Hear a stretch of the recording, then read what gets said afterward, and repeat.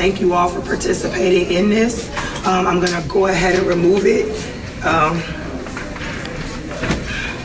Thank you. They came for a Black History Month mural. Just over a week after it was completed, someone has defaced the Black Lives Matter mural. They came for a Black Lives Matter mural. You have to stand proudly for the national anthem. Well, you shouldn't be playing, you shouldn't be there. Maybe you shouldn't be in the country. You have to stand proudly for the national anthem. And the NFL owners did the right thing. And even the employment of a black man. Jews will not replace us! But if one of theirs gets taken away? You also had people that were very fine people on both sides. They march with approval from the president. He also blasted efforts to re-examine American history with a deeper emphasis on slavery and racism. They demand the master race retain its power. What I find interesting is that they seem to think that being anti-racist is being anti-white. Recall this. It found 7 states do not directly mention slavery in their state standards, only 2 mention white supremacy, while 16 list states' rights as a cause of the Civil War. Last Week Tonight brought to us how the American school system has failed history. Well, history is written by the winner, so it largely depends on who's writing the history. Oh, you corrupt man, you. After the Civil War, the South set to prove this wrong. One of their most powerful tools? Textbooks. Take a look at this pamphlet called A Measuring Rod for Textbooks. This group was committed to spreading the truths of Confederate history, so they instructed school boards to reject any textbooks that did not accord full justice to the South. So what did this entail? White supremacy endorsed teachings in Southern textbooks. They taught children the South were the good guys, fighting for the right things, with no mention of how terrible the Confederacy was. The Confederate flag means something beyond, perhaps completely apart from, racism or its racist history.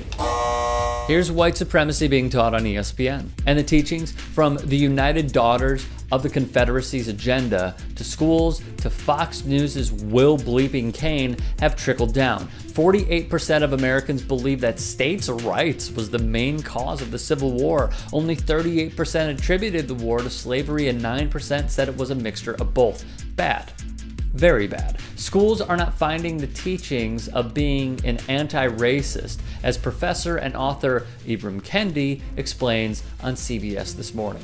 Each of these books did not talk about the role that white supremacy played in the ideology of the Confederate States of America. So it's clear, white supremacy has been taught and passed down from generation to generation. So what happens when schools teach the inner workings of police brutality, systemic racism, and white supremacy? It has to be welcomed with open arms, right? Because that's the world we live in. 2 schools in the Seattle area reportedly incorporating anti-police teachings into lesson plans for 2nd graders. Not exactly. They frame it in the only way they know how. Now, one lesson appears to tell 7-year-old children that racist police routinely target innocent black Americans, but don't suffer consequences because police cover for each other. Uh-oh, they're on to us, they broadcast to the masses. Knit a hat.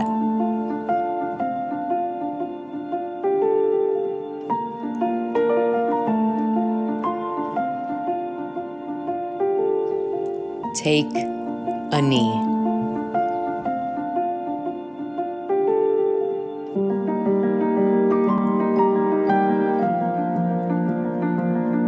This is what they're mad at? So you have Ben Shapiro's Nazi-loving website with full crap titles like these. Quote-unquote journalist Jason Rantz reached out to the school and reported they're teaching students cops are racist, which he coins, as many other alt-right figures do, anti-police. We are not anti-cop. We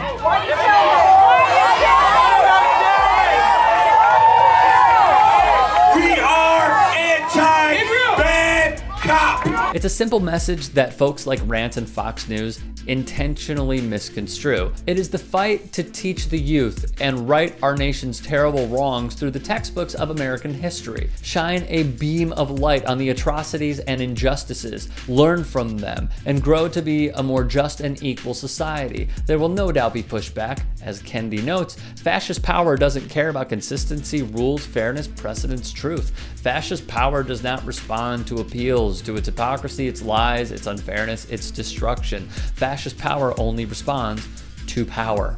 Fascist power only cares about power.